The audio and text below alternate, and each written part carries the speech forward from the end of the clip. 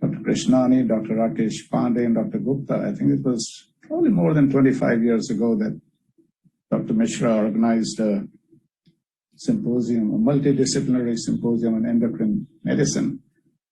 And I was participating in that along with an endocrine surgeon who accompanied me from the US, Dr. Neelima Patwardhan. So that's how far my relationship with SGPGI goes. And another thing I would like to mention today is, obviously these days it's so common to have virtual lectures, like I'm here in the US and you are there in Lucknow. I wish I was there personally, in person talking to you. But it was the forward-looking SGPGI and Dr. S.K. Mishra that probably in the 90s, we did a session that live in which PGI Chandigarh folks could join as well. So I think that's how forward-looking SGPGI is, I would say, information technology department was at that time. And Dr. Mishra was able to envision that you could do remote lectures. And I've been in touch with him since then. There was one that I was in Delhi. He had made a conference, and there were some groups from Calcutta who were able to join in that conference. So I'm glad that we have finally caught up with what SGPGI was thinking 25 years ago.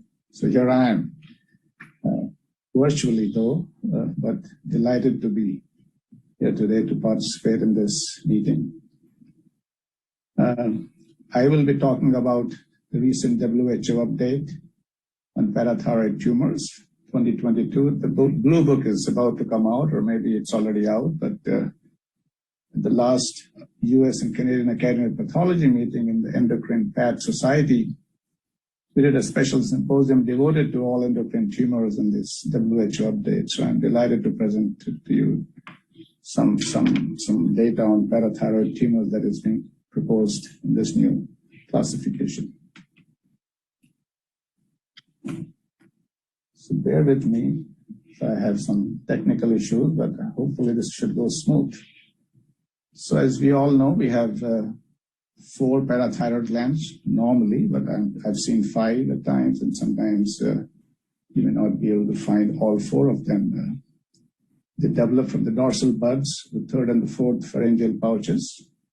And majority are located in the neck, but often you'll find them in the mediastinum, you'll find them inside the thyroid, and anywhere else. And I've been called for a frozen section by a cardiac surgeon doing a coronary artery bypass graft. They found a nodule which turned out to be a parathyroid adenoma.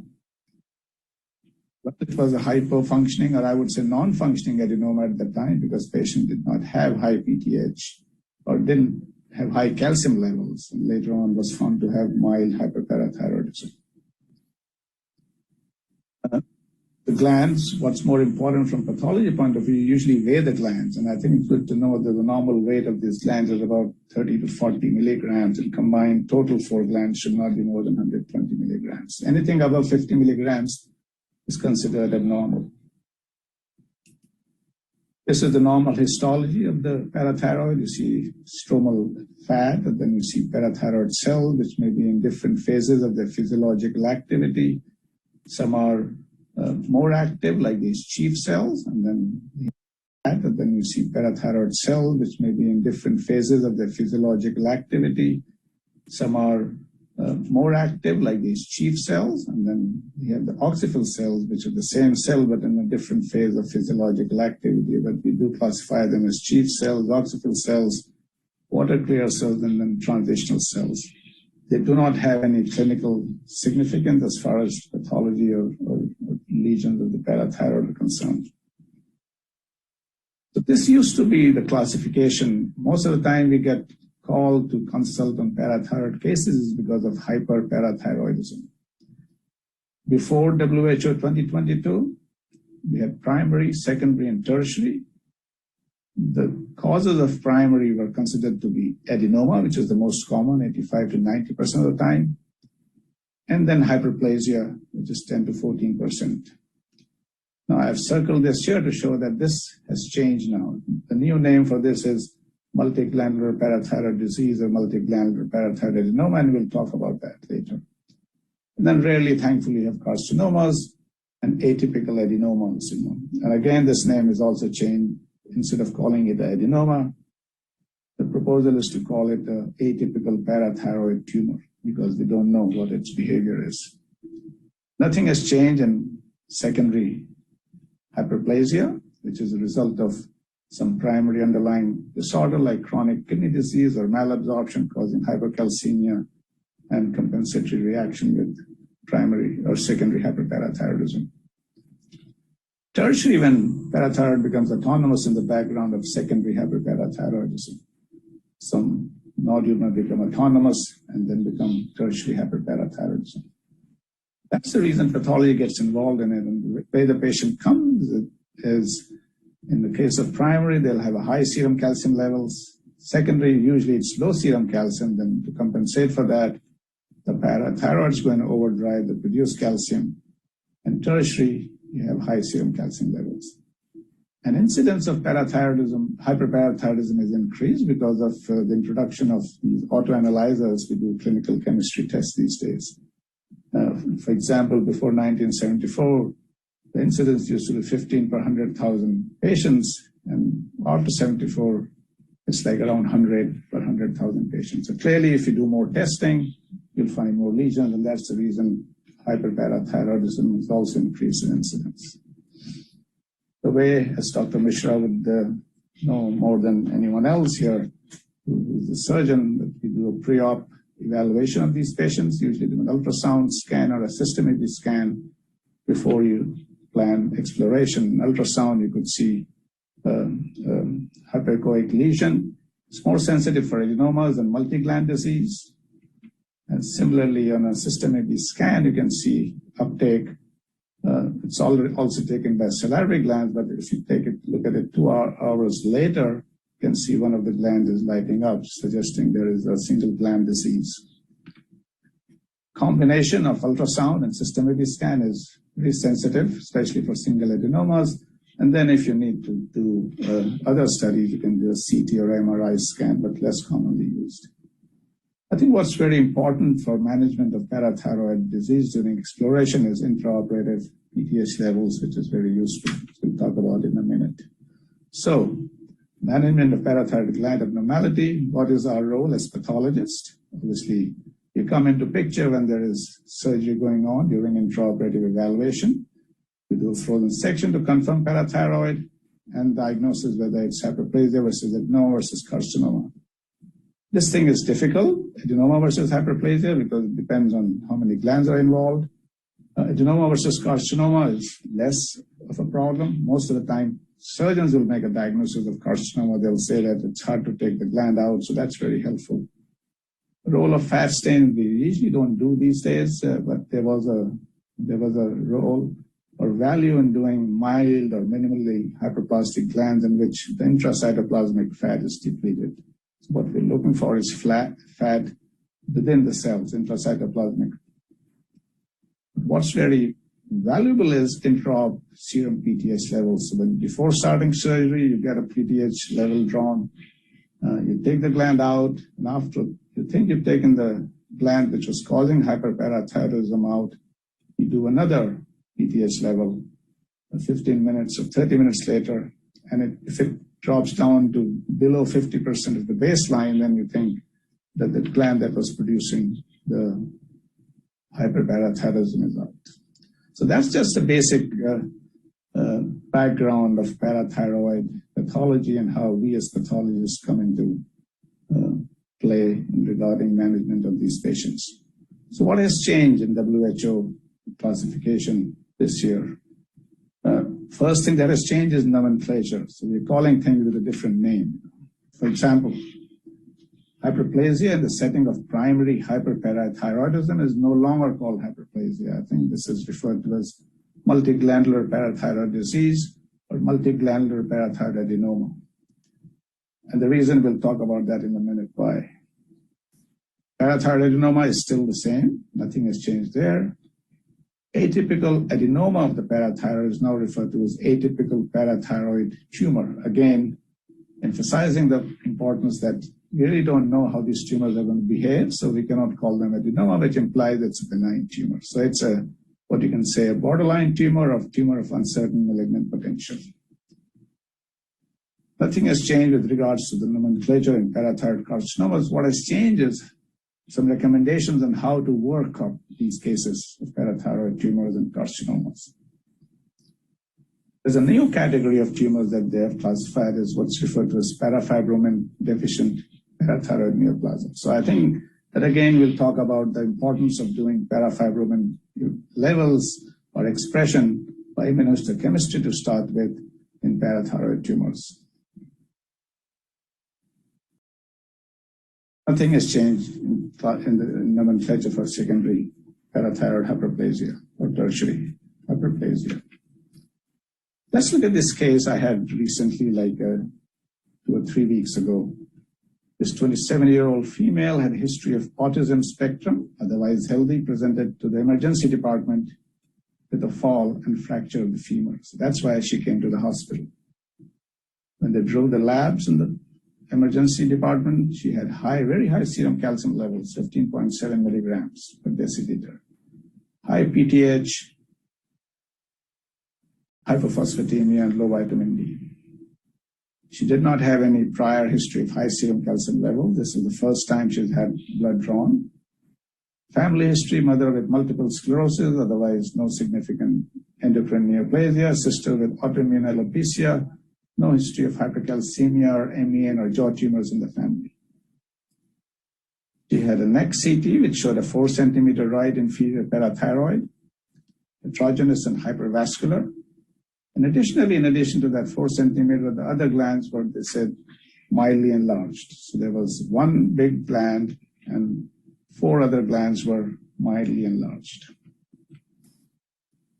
She was taken to the operating room for neck exploration. The baseline intra-op PTH was 1537 picograms.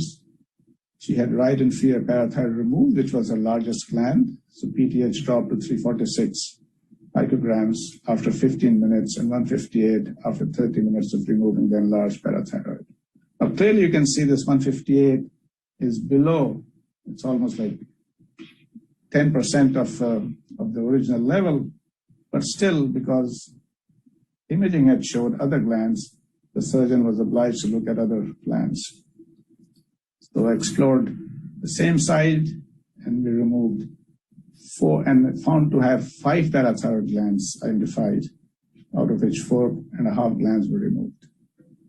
And intra-op PTH fell to 75 picograms after removing 4.5 glands.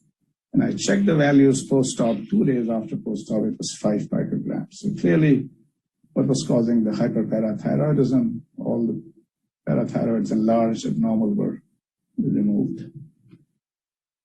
This was the first gland, that's the largest, which weighed 3.5 grams. It was attached to the thyroid. Here's the normal thyroid, and you can see there's a capsule between the parathyroid and the thyroid. But there's no real invasion of the capsule. It's just very smooth, fibrous capsule, no invasion into the thyroid gland. If you look at the cell, it's composed of chief cells and some oxyphil cells mixed together. What it also showed was a lot of cells with large atypical nuclei or abnormal nuclei showing hyperchromatic cells, but no mitoses. No mitoses were identified, and this is quite commonly seen endocrine organs referred to as endocrine atypia and does not really imply a neoplastic cell population. So that was one gland which was like 3.5 grams. The gland number 2 we got was 165 milligrams, clearly enlarged, normal weight being 50, so like 4 times, and very hypercellular, so also abnormal gland. Gland number 3 was 264 milligrams, also enlarged and hypercellular, but not as big as the first one. Gland number 4 was almost like twice the weight of a normal gland, but still hypercellular and enlarged. So we got 4 glands, all enlarged, different sizes, all hypercellular, and usually they do a biopsy of the 5th gland just to confirm that they've documented 5 glands in the neck, and that showed a little bit of cellular parathyroid cell with adipose tissue. So given these 4 glands enlarged, the diagnosis in this case is multiglandular parathyroid disease. I checked the post-op course just yesterday. I saw that it was complicated by hypocalcemia, gone down. There was one level of 7, but now it's stabilized to 8.5 milligrams on calciferol and calcium. And once calcium stabilizes, the plan is to do genetic testing in the coming weeks. So that's the real reason I'm presenting this case, and probably why WHO committee suggested this additional workup and how pathologists can help in triaging these patients to get a more definitive diagnosis with regards to the underlying genetic abnormality. Another reason they're considered to be not hyperplasia is they're considered to be clonal proliferation. They're associated with MEN1, MEN4, and the newly described MEN5 syndromes. We'll talk about that in a minute. They can be asymmetrical and occur in asynchronous manner, and you can see our case is asymmetrical. One gland was big and the other glands were smaller than the first one. The nodular proliferation of chief cells and other cell types, and they often lack rim of atrophic parathyroid around the lesion, and we didn't see any atrophic or normal parathyroid around the lesion. There appears to be a germline susceptibility-driven process, and they need genetic testing, and that's why I think we come into play recommending these patients to undergo genetic testing to rule out which is actually may affect patient care in the future. The main syndromes that are associated with multiglandular parathyroid disease, as we all know, are MEN1. We all know the MEN1 gene, the protein menin, which is a tumor suppressor and has been known for a long time. MEN4 is almost same as MEN1, but with a different gene. This protein product is P27, cyclin-dependent kinase inhibitor, and also a tumor suppressor. And MEN5, which is still under investigation, not well recognized, but it has a MAX gene, which is like a MYC-associated protein factor X, and promotes cell proliferation and apoptosis. So these are the syndromes that we would like to know if these glands, large glands, these patients may have one of these syndromes, so other things can be kept in mind. So the importance from our point of view is that pathologists can provide additional value to genetic testing and triaging by recognizing these morphological and immunohistochemical harbingers of MEN1, MEN4, and MEN5 syndromes, and also CDC73 related manifestations, which we'll talk about later when we talk about adenomas and carcinomas. So that's good. You can identify these abnormalities, maybe good for genetic counseling, and also if patient in the future comes up with some other lesions of other organs. So that was multiglandular parathyroid disease or adenoma. I wish I was there personally. Usually you want to see if you have any questions or pause for a minute just to think about what has changed and why it has changed. So, but that's not the case here. So I will pause for a few seconds if you guys want to think about it a little, see, before I move on to the next case.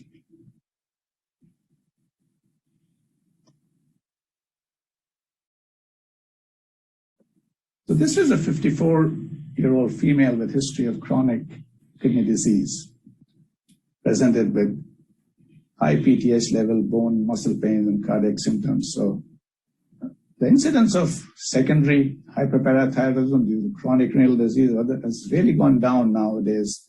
You no longer see those very significant pathological fractures or brown tumors or renal osteodystrophy. They usually symptoms are mild, bone pains and muscle pains, but nevertheless they do occur because of all the addition of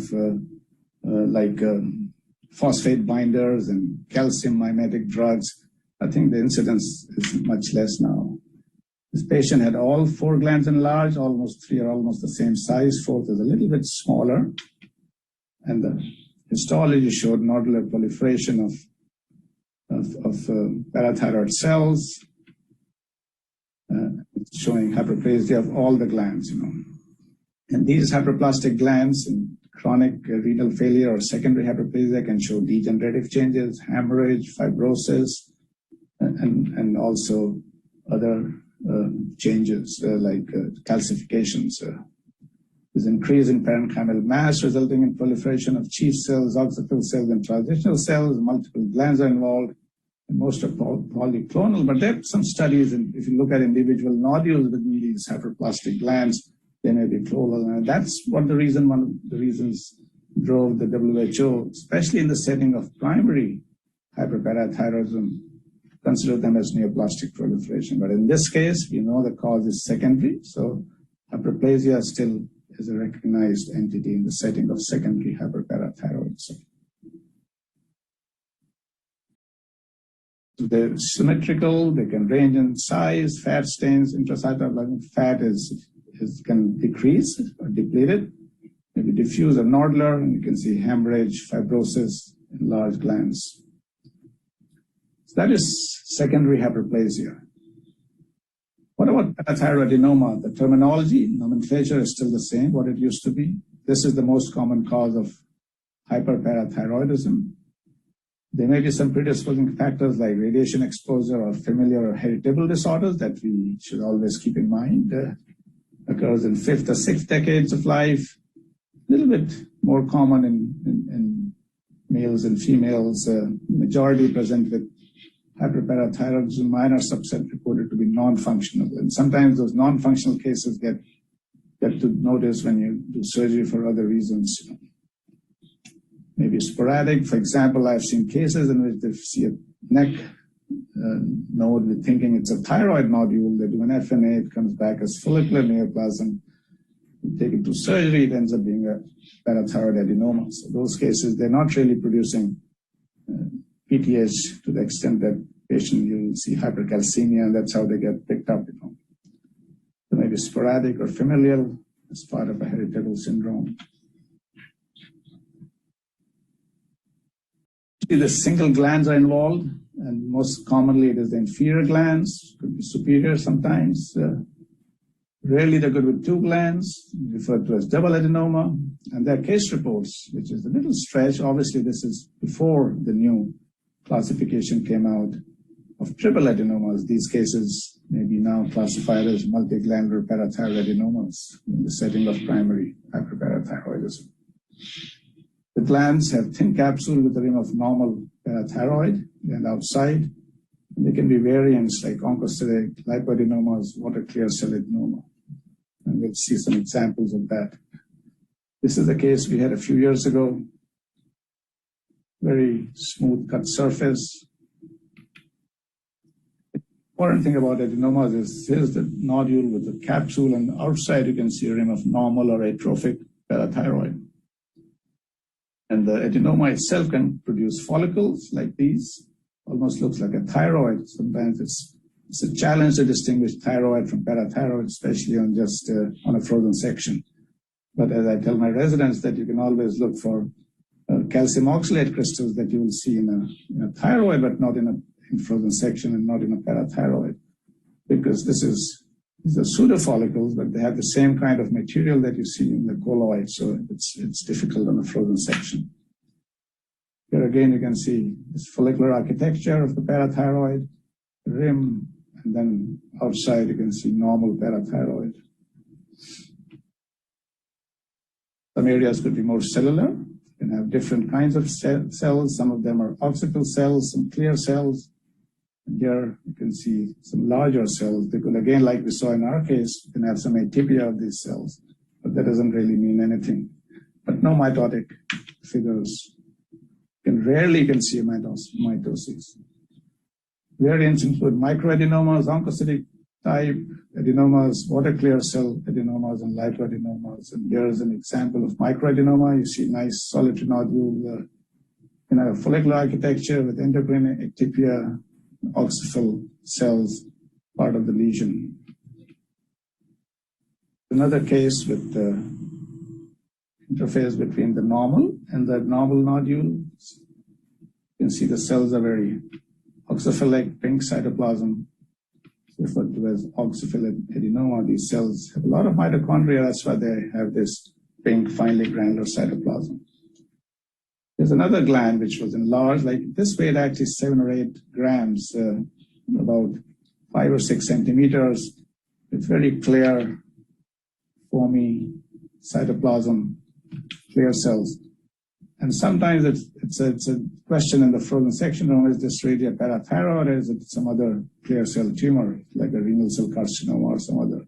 So sometimes what we do, have to do immunohistochemistry to prove that it's a parathyroid. So you can do stains that will support parathyroid origin, like PTH. You can do chromogranin is positive, and obviously it'll show negative for if it's a clear cell carcinoma, like renal cell antigen or other. Here's an example of lipoadenoma. You can see adipose tissue mixed with the parathyroid cells, like here. It's a lot of fat. Looks like lipoadenoma, and the cells look oxyphilin chief cell type. So there are different types of parathyroid adenoma.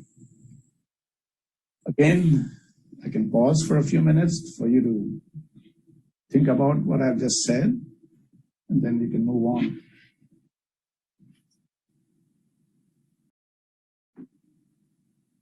This is a 46-year-old male with hypercalcemia, was found to have hyperparathyroidism. Ultrasound and systematic scan showed enlarged right inferior parathyroid, a right inferior parathyroidectomy, and biopsy of the right superior parathyroid. Intraoperative PTH dropped to below 50% of the baseline after removing this gland. And here you can see the gland, 2.5 grams in weight, 2.2 centimeters, thick fibrous capsule, a lot of fibrous bands intersecting the tumor, very uniform population, clonal population of cells, very bland-looking cells, no mitoses, no atypia, no real necrosis in the tumor cells, but a lot of thick fibrous bands in areas of hemorrhage. Like here, you see this pigment is hemosiderin, so there was some remote hemorrhage, fibrosis. More of the same, hemorrhage and fibrosis. There's a different case. In this case, it was a 59-year-old with high serum calcium, 3.5 grams of parathyroid attached to the thyroid here, but not infiltrating it. And I know 12 years later, checked her history, she's fine. And this is referred to as atypical parathyroid tumor, tumor of uncertain malignant potential. The reason to label this such as it requires a long-term follow-up. So I think one important point I'd like to make here is you only make a diagnosis rarely. That's one thing.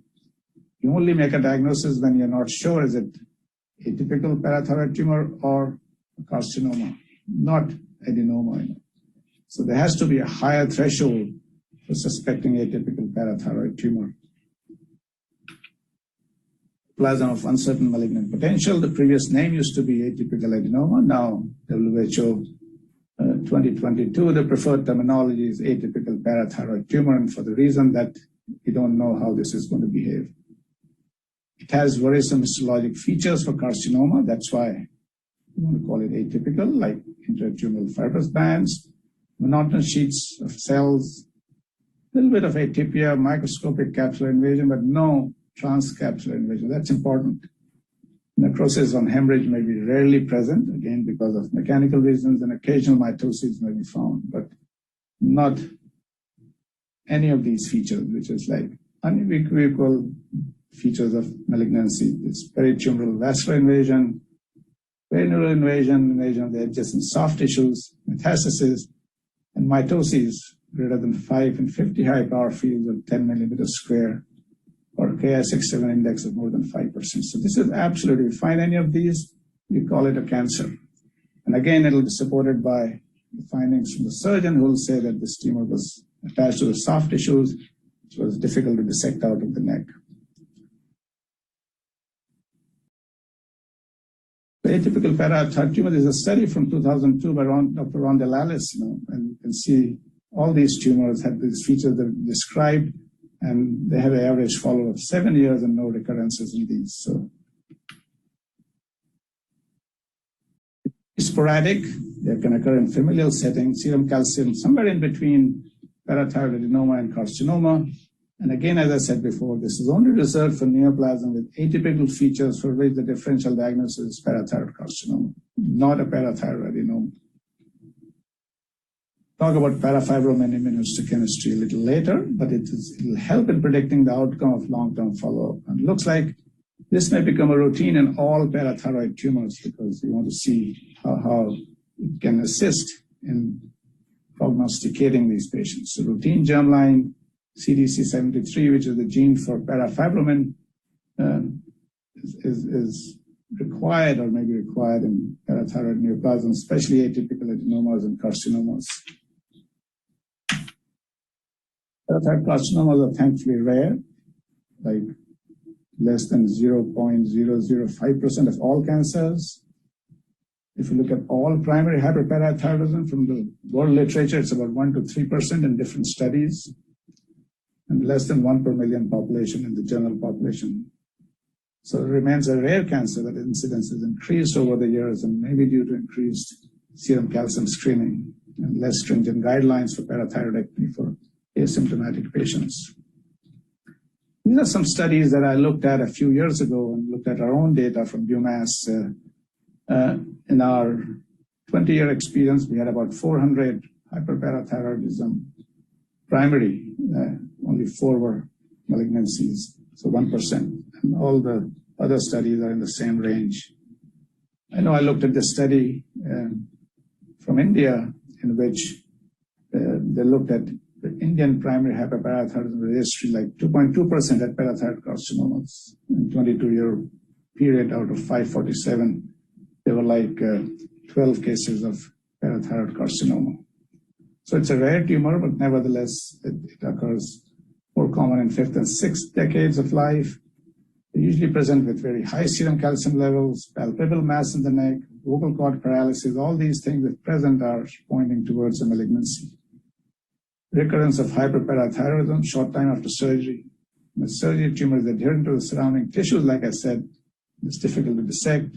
And microscopically, the thick fibrous bands, capsular invasion, and vascular invasion. This is the common age, 5th and 6th decades. There are no predisposing factors, but rare cases may be associated with MEN1 syndrome. What's more important is mutations in the tumor suppressor gene HRP2 or CDC73. And that is actually nowadays almost required to do this germline testing if you see a deficient protein expression in the tumor cells. CGH, you'll see loss of 1p and 13q chromosome. There's loss of heterozygosity of chromosome 13. All these are related to the RB gene, the BRCA gene, which also become important in the downstream signaling for these tumors. Here's the histology. You see thick fibrous bands going through the parathyroid and outside the parathyroid. Here's the skeletal muscle or neck tissues outside the gland. You can see it's infiltrating the tissues. You can see the capsule of the tumor intersected by the tumor. This was attached to the thyroid. You can see there's vascular invasion outside the tumor, peritumoral vascular invasion. Mitosis can be rarely seen. Although you can see mitoses, but those are really, like I said, the 5 in 50 high power field, which is not a very high number if you look at other compared to other tumors. So there's relatively slow growing tumors. The different kinds of changes. You can see this vascular perineural invasion outside, nucleotypia, hyperchromasia, necrosis.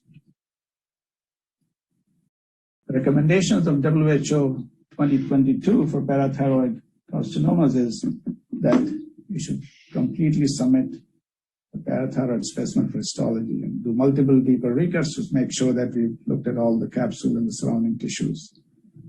Count the mitoses in 10 high power fields or 10 millimeters square, perform Cas67 and parafibromin stain, and then other immunohistochemistry like APC, galectin-3, PGP 9.5, and HTER and P53. Make a point here that there's no magic marker that can tell you it's cancer or not cancer, but a panel may help in challenging cases if you have multiple antibodies, they can all work together. You have a parafibromin deficient tumor that requires gene sequencing. As parathyroid carcinoma, a potentially hereditary disease associated with hyperparathyroidism jaw tumor or isolated familial hyperparathyroidism syndrome due to germline mutation in CDC73 gene. So I think possibility of germline susceptibility should be considered in all patients with parafibromin deficient parathyroid carcinoma, even in the absence of suggested personal history, because it may be important to do a genetic counseling on these patients if you find mutation in the CDC73 gene. This has seen increased risk in benign parathyroid disease and up to 10% of carcinomas. You can see this. Gene product is parafibromin. We have antibody against, and you can do immunohistochemical stain to look for parafibromin deficiency in tumors. So there's a high rate of CDC73 mutations in parathyroid carcinoma. You can see, like, this study showed 10 of 15 cases had mutations, out of which 3 were germline, and against 6 of 7 cases. So there's a very high incidence of mutation of CDC73 in parathyroid carcinomas. Approximately 70% of them may show. So if you do a parafibromin level, you might see loss of parafibromin immunoreactivity in this subset of patients. And that can be assessed by immunohistochemistry. And 30 to 70% of carcinomas may show reduced or absent staining in the carcinoma cells. And the way parafibromin works or functions in these parathyroid cells, it downregulates cyclin D1 or the CCND1 gene that encodes cyclin D1 and c-MYC. So this inhibits cell proliferation. It also stimulates apoptosis. In addition to inhibiting apoptosis, it stimulates apoptosis and inhibits RB. We know RB inhibits cell cycle progression because it's a tumor suppressor gene. So if you look at parafibromin, it will affect both these pathways, RB causing cell proliferation, inhibiting cell proliferation, and then not able to upregulate cyclin D1 causing increased cell proliferation. So you have high tumor mutational burden, high copy number alterations, and high risk of recurrence and increased cell proliferation. This is a picture from one of the papers in which you can see this is parathyroid carcinoma, atypical adenoma, parathyromatosis, adenoma, and hyperplasia. And if you look at parafibromin, it's lost in carcinomas and it's positive in these other benign lesions, as opposed to galectin-3, which is positive in carcinomas and atypical adenomas and negative in adenomas and hyperplastic lesions. Ki-67, accordingly, is increased in carcinomas and shows low immunoreactivity in adenomas and adenomas. The loss of expression is at least suspicious of malignancy, if not diagnostic. And most studies recommend molecular testing for HRP2 gene mutation if you see loss of parafibromin on immunohistochemistry. And that's why WHO has come up with another category of this tumor in the nomenclature, what they call parafibromin deficient parathyroid neoplasm. So if you find a tumor that has negative for parafibromin, but it's logically not a carcinoma, you should label it as such, do a gene sequencing in these patients. And if it is atypical adenoma, these tumors may behave in a more aggressive manner. It's occasionally seen in adenomas, but more frequent in atypical parathyroid tumors and very common in carcinomas. So if you see a parafibromin deficiency in atypical parathyroid tumors, it is a worrisome feature and may suggest an aggressive behavior. So how do you work up these cases? So you do histology, no atypical features, parathyroid adenoma, you do a parafibromin stain. If it's positive, no risk of recurrence and no need to do any further testing. If it's negative, no risk of recurrence, you may consider constitutional gene sequencing. If it's atypical parathyroid tumor, if it's positive for parafibromin, there's very low risk of recurrence. But if it's negative, it has low risk, but you should perform CDC73 gene sequencing. And if there's a carcinoma, it's positive or negative, it doesn't mean high risk of recurrence, then you should perform CDC73 gene sequencing. So this is the proposed triaging of parathyroid tumors according to the WHO 2022. This is adenoma. This is atypical adenoma and parathyroid carcinoma. As you can see, parathyroid is positive in benign. It may be positive or negative in adenomas and usually negative in parathyroid carcinomas. And if other markers also help, but they're not absolute. Ki67 is another good marker that you should always do. In these cases, actually is recommended by WHO, which is high in carcinomas, usually more than 5%, and little bit raised in atypical adenomas or atypical parathyroid tumors, and not very high in benign or adenomas. Example from the same paper, the WHO classification paper, parafibromin in adenomas is retained, PGP is lost, APC is retained, galectin-3 is negative, cyclin D1 is another marker that is typical for adenomas, it's positive, and retinoblastoma protein is shows like a wild type immunoreactivity. Adenomas, you can see PGP is positive, there's high Ki67, parafibromin is totally lost, and APC is also lost. So I think this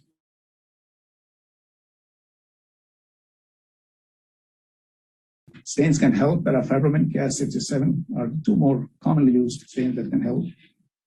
As far as molecular studies in parathyroid tumors, we talked about MEN1 gene. You can see germline mutation in multiglandular parathyroid disease.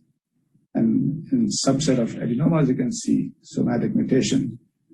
CDC73 or HRP2 gene, which encodes parafibromin. That's another thing that should be done. And if you find that a subset of atypical parathyroid tumors, carcinomas, they may suggest a more aggressive behavior. Cyclin D1 expression is seen mainly in parathyroid adenomas.